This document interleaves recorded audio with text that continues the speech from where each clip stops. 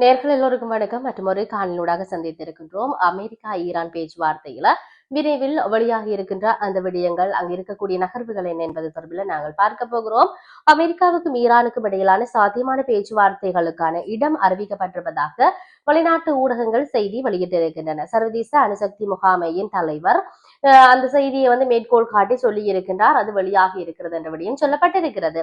அவருடைய கருத்துக்களின்படி இரு தரப்பினருக்கும் இடையான பேச்சுவார்த்தைகள் இந்த வார இறுதியில பாகிஸ்தானின் தலைநகரான இஸ்லாமாபாத்ல நடைபெறலாம் என்ற விடயம் சொல்லி இருக்கிறார்கள். நிகழ்ச்சி நிரல் அணுசக்தியுடன் மட்டும் நின்று விடாது என்று எதிர்பார்க்கப்படுகிறது. இம்முறை ஏவுகணை திட்டம், ஈரானுடன் தொடர்புடைய ஆயுத குழுக்கள் மற்றும் நாட்டின் பாதுகாப்பு உத்தரவாதங்கள் ஆகியவற்றையும் விவாத பொருளாக இருக்கும் என்று ட்ரோசி குறிப்பிட்டிருக்கிறார். இந்த நிலையில மார்ச் மாதம் 23ஆம் தேதி அன்று அமெரிக்க ஜனாதிபதி டொனால்ட் ட்ரம்ப் ஈரானுடன் ஆழமான மற்றும் அதிகாரப்பூர்வமான பேச்சுவார்த்தைகள் நடத்தப்பட்டு வருவதாக அறிவித்ததை தொடர்ந்து இது தொடர்பான ஹோர்மோஸ் நீரிணை மீதான முற்றுகைகள் காலக்கெடுவை அவர் நீடித்ததையும் நினைவு கூறியிருக்கிறார். இதற்கு முன்னர் தனது இறுதி எச்சரிக்கைக்கு இணங்கவில்லை என்றால் ஈரானின் எரிசக்தி வசதிகள் மீது தாக்குதல் நடத்தப்படும் என்ற விடயத்தை ட்ரம்ப் அச்சுறுத்தி இருந்தார் என்ற விடயம் இங்கு சொல்லப்பட்டிருக்கிறது. ஆகவே இது இவ்வாறு இருக்கின்ற பொழுது இன்னும் பார்க்க போனால்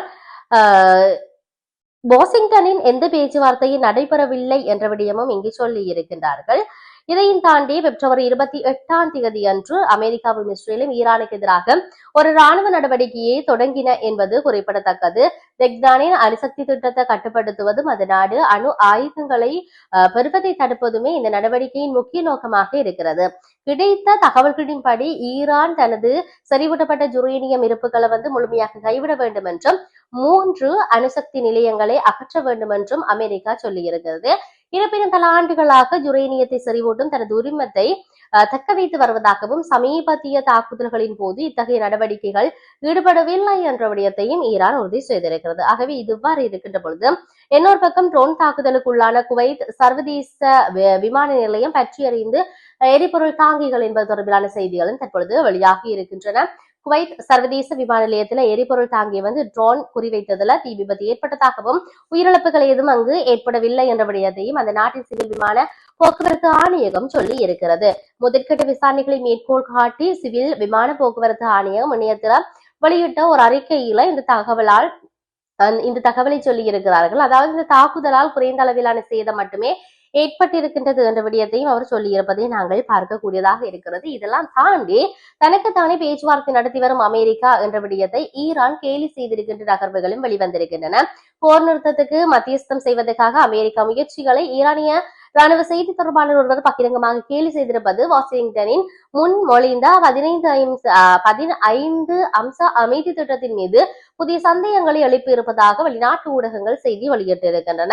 உங்கள் உள் முரண்பாடுகள் உங்களுக்குள்ளேயே பேரம் பேசும் அளவுக்கு சென்று விட்டனவா என்று அவர் பதிவு செய்யப்பட்ட அந்த அறிக்கை ஒன்றில் சொல்லி இருக்கிறார். எங்களை போன்றவர்களால் உங்களை போன்றவர்களுடன் ஒருபோதும் ஒத்துப்போக முடியாது. நாங்கள் எப்பொழுதும் சொல்வது போல எங்களை போன்ற யாரும் உங்களுடன் ஒரு உடன்படிக்கை செய்து கொள்ள மாட்டார்கள். இப்போது இல்லை, ஒருபோதும் இல்லை என்ற விடயம் இங்கு சொல்லப்பட்டிருக்கிறது. கடந்த 2 ஆண்டுகள்ல நடந்த உயர்மட்ட பேச்சுவார்த்தைகளின் போது அமெரிக்கா தன் மீது 2 முறை தாக்குதல் நடத்தியதாலும் அமெரிக்காவுடன் பேச்சுவார்த்தை நடத்த முடியாது என்று சொல்லி ஈரான் சொன்னதாக முன்னதாக கூறியிருந்தது என்ற விடயத்தையும் இங்கு சொல்லி இருக்கிறார்கள். இதையும் தாண்டி போர் தொடங்கியது 4 வாரங்கள் ஆயிரக்கணக்கான உயிரிழந்திருக்கிறார்கள். வரலாற்றிலேயே மிக மோசமான எரிசக்தி நெருக்கடியை ஏற்படுத்தி இருப்பதுடன் உலகளாவிய பணவீக்க அச்சங்களையும் தூண்டி இருக்கிறது என்ற விடயமும் இங்கு சொல்லப்பட்டிருக்கிறது. ஆகவே இது எப்படி இருந்தாலும் ஈரான் அமெரிக்காவினுடைய போர் பதற்றங்கள் காரணமாக நாடளாவிய ரீதியில பொருளாதார நெருக்கடி ஏற்பட்டிருக்கின்றது என்பதையும் சொல்லப்பட்டிருந்தது போல உலக அளவில் எப்பொழுதுமே இடம்பெறாத ஒரு வரலாற்று எரிபொருள் நெருக்கடியை நாங்கள் சந்திக்க போகின்றோம் என்ற விடயமும் சொல்லியிருக்கிறார்கள். எது எப்படி இருந்தாலும் அந்தந்த நாட்டு தலைவர்கள் அதுக்கான நடவடிக்கைகள் எடுப்பார்கள் என்ற நம்பிக்கையோடு நாங்கள் பார்த்துக் கொண்டிருக்கின்றோம். மற்றொரு பதிவோடாக சந்திப்போம். வணக்கம்.